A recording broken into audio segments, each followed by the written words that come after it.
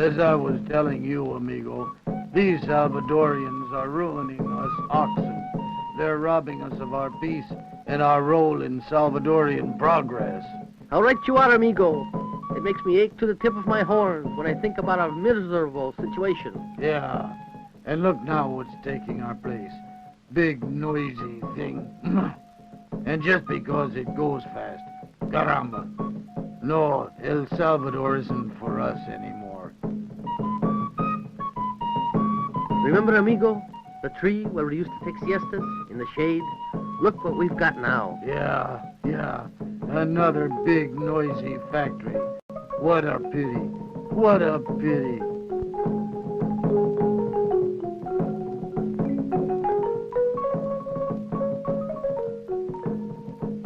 What is happening?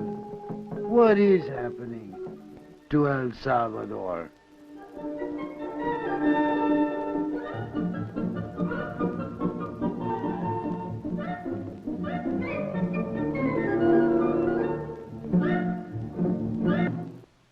El Salvador has always been known as the land of volcanoes, and Izalco, better known as the beacon of the Pacific, has been one of the most famous on Earth. Though Izalco had been grandly active for a century, it has suddenly and perversely stopped. This hotel was constructed when Izalco's regular pyrotechnic display was one of the world's most magnificent spectacles. Salvadorians are optimistic that it will renew its performances soon, and when it does, the new hotel will overlook an unequaled scenic splendor. Meanwhile, brooding Izalco's symmetrical cone is a startlingly wonderful sight. Throughout El Salvador, the tourist finds lovely volcanic lakes ringed by towering volcanic mountains. More than 100 varieties of tropical trees, shrubs, and flowers bloom during the dry season when the days are cool and spring-like at the turn of the year.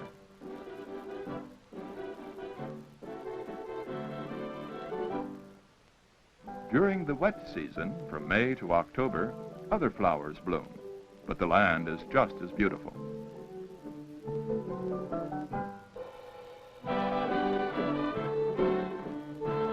The Spanish colonial architecture of El Salvador, dating principally from the 18th century, is almost entirely religious and has simple charm, good proportions, and vigorous design. Interesting local characteristics developed as a result of the earthquakes of the period are low roofs and massive walls.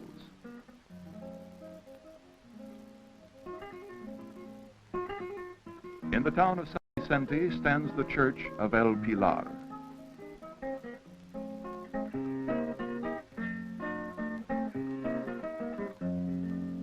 These old walls have witnessed many historical events.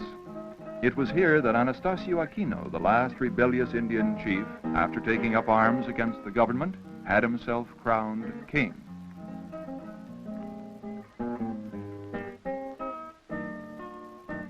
El Salvador is the smallest of the Central American republics,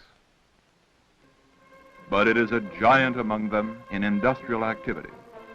There is a genuine boom atmosphere in the country. Here in San Salvador, the capital, this attractive new four-lane divided thoroughfare tunnels under a new jet airstrip.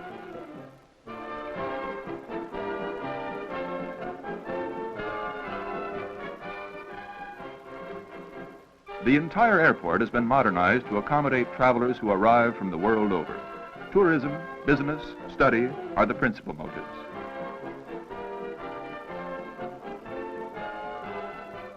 TACA International Airlines, the private Salvadorian national flag carrier, has regular flights to the United States.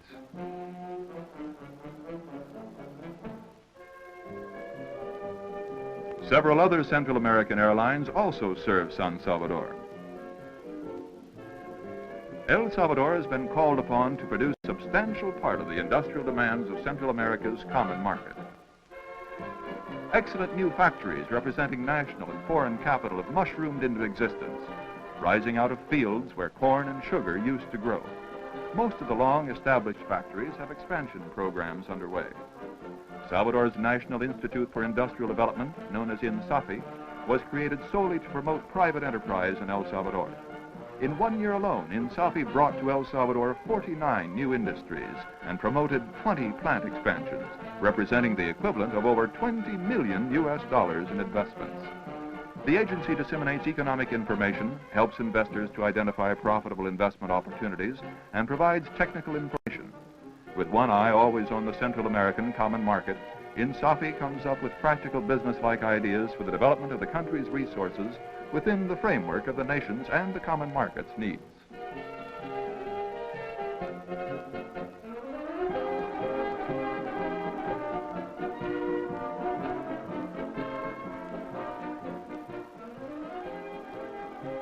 The capital city, San Salvador, is also its largest city, with a population of almost 300,000.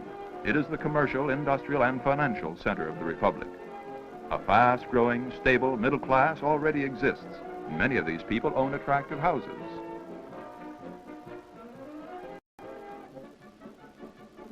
El Salvador boasts the largest textile mill in Central America, and it is adding another 20,000 spindles to its present 35,000 spindle capacity. It is also planning to add synthetic fiber production to its present cotton fabric output. This textile mill employs over 1,500 workers who produce more than 1,200,000 yards of fabric per month, plus 700,000 pounds of yarn.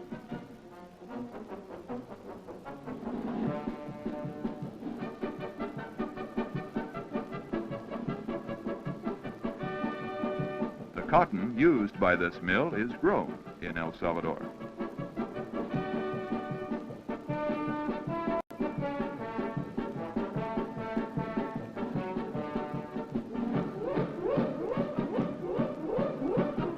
The quality of these textiles is excellent and competes well among the better fabrics of the world. This recently completed structure is one of the most modern flour mills in the world. Bread and other wheat products have been improved in quality as the result of this mill.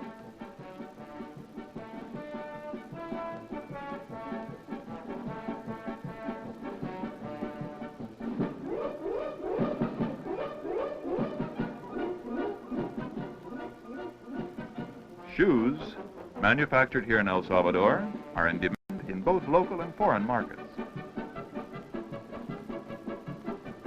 This industry not only employs many people and many materials, but also satisfies growing consumer needs.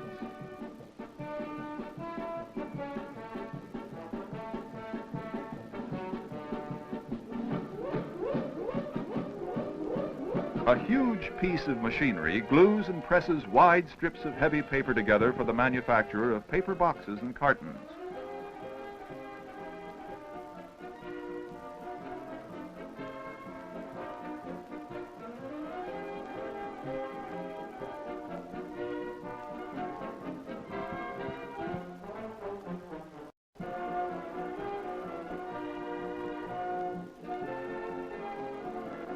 A multitude of sizes and shapes are used in packaging hundreds of products shipped throughout Central America. Excellent cabinets and furniture are also manufactured in El Salvador. These are select Salvadorian coffee beans, which after they're roasted to the precise color, will be pulverized for instant coffee, which is gaining popularity at home and abroad. Coffee is Salvador's #1 agricultural crop.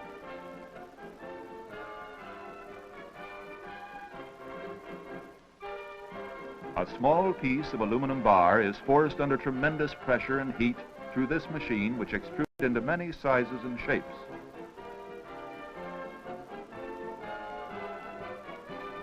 These aluminum extrusions serve as an endless variety of factory, construction, and home uses. Here they are assembled into jalousie window frames for new buildings.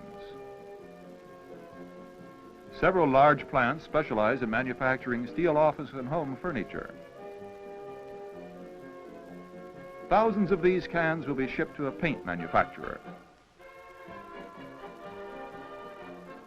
Locally manufactured cement pipe for transporting water and sewage meets the demands of a booming building industry for housing, industrial plants, and public works. Cottonseed, a valuable byproduct of El Salvador's #2 agricultural commodity, is processed and refined into cottonseed oil, a multi-purpose product of extremely wide use.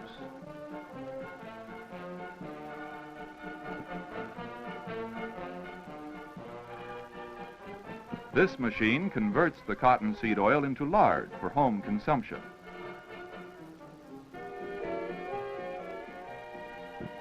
No, this isn't cottonseed oil or lard.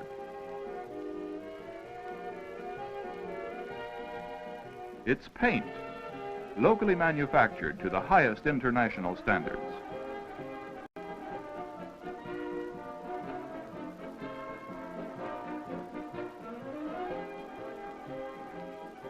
Grinding away 8 hours a day, this machine is one of many that turns out an everyday product essential to health and sanitation.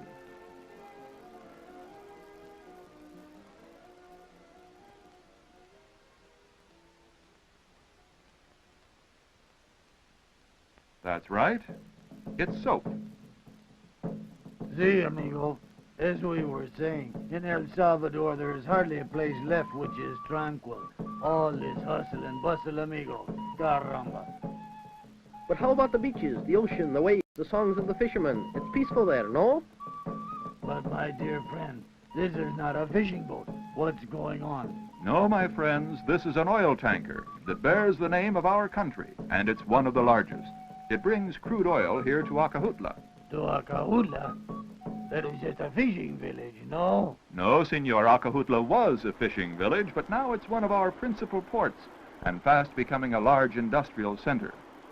This new refinery is an example. The crude oil brought to the country is now refined here, right in our own backyard, so to speak. Trained Salvadorians are producing quality fuels to satisfy the ever-increasing demands of our economy.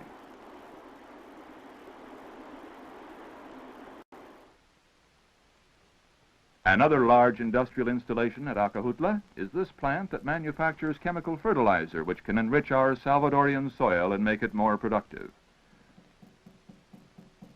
This means higher income for our farmers and more and better food for our people. Huge humidity-controlled warehouses store the chemicals which are scientifically mixed to exact formulas carefully prepared for the scientific needs of our soils.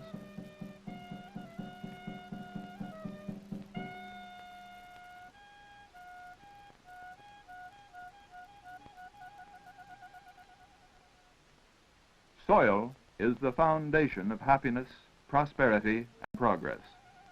Deeply rooted in the earth is the welfare of all people.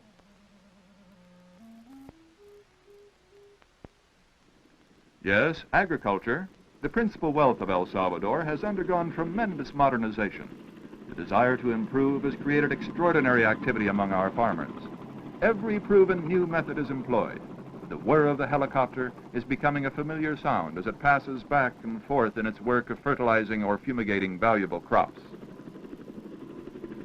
Sugar, cotton, and coffee are treated to assure maximum quality and yield.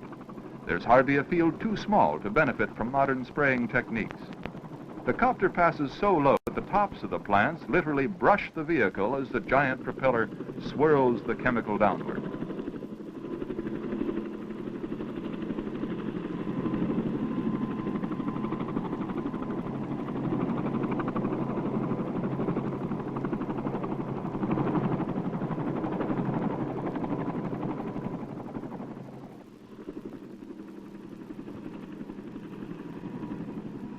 Filmed in slow motion, we can better appreciate the efficiency of the process and the precision of the pilot.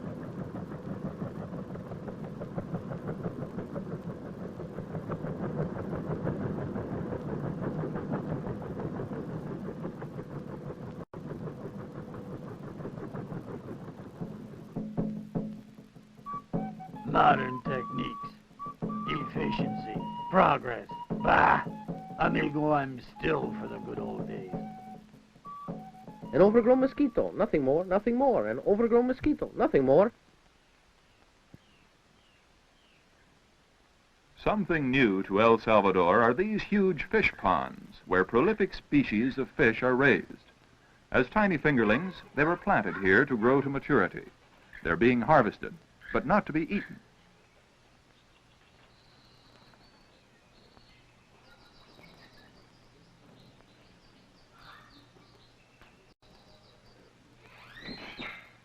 This is the work of the National Government Fish Hatchery, which ships these live fish to areas where the lack of protein-supplying foods is a health hazard. Local farmers in these areas are encouraged to construct small ponds in which the fish are stocked. The fish soon reproduce and mature rapidly. As they mature, they're caught and sold, thus supplying much-needed protein in diets. The live fish are transported in plastic bags which contain water and pumped in oxygen.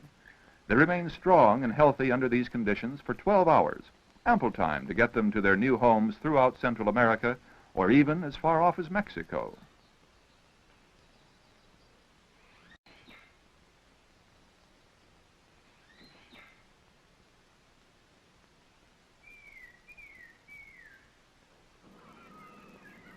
Of course, areas near the coast have an abundant supply of fish from the sea. The coastal waters of El Salvador are rich with many varieties and sizes, and the Salvadorians have been quick to develop fishing. A sizable industry, for example, has been built around the shrimp that abound in certain areas, gigantic in size and rich in flavor.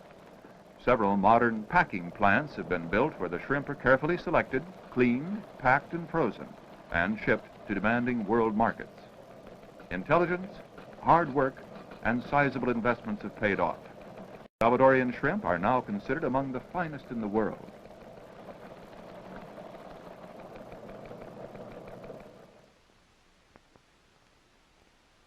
And this dam, named the 5th of November, converts abundant water power to electrical energy to satisfy the increasing demands of people and industry in El Salvador. The tremendous force of the water staggers the imagination of all but an experienced engineer.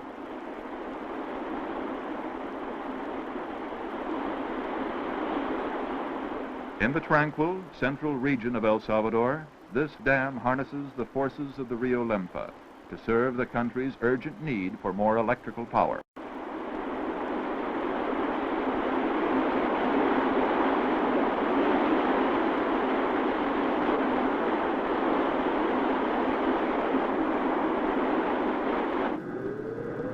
Giant turbines were installed in huge man-made caverns almost 100 feet below the river floor.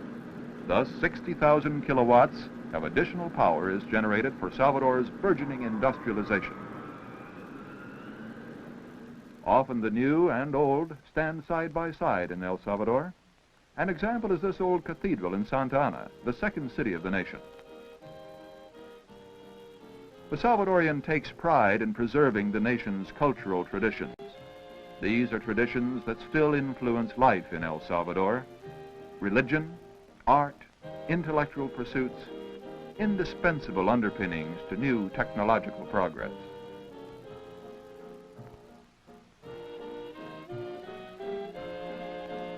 The Salvadorian sees similarity in the construction of a new building and in the construction of a new nation. The design must be approved. The foundation and construction must be strong and solid, and the tradition must find a place. And above all, the needs of those for whom their building must be served well.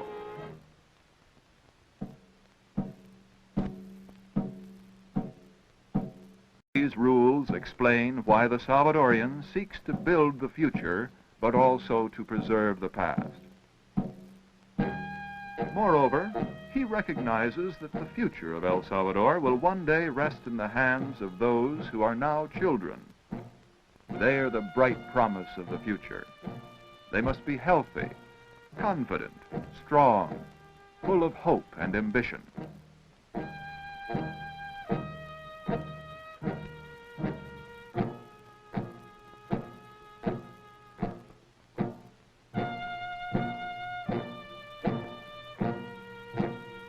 A youth that seeks new horizons each day and is unafraid of the future.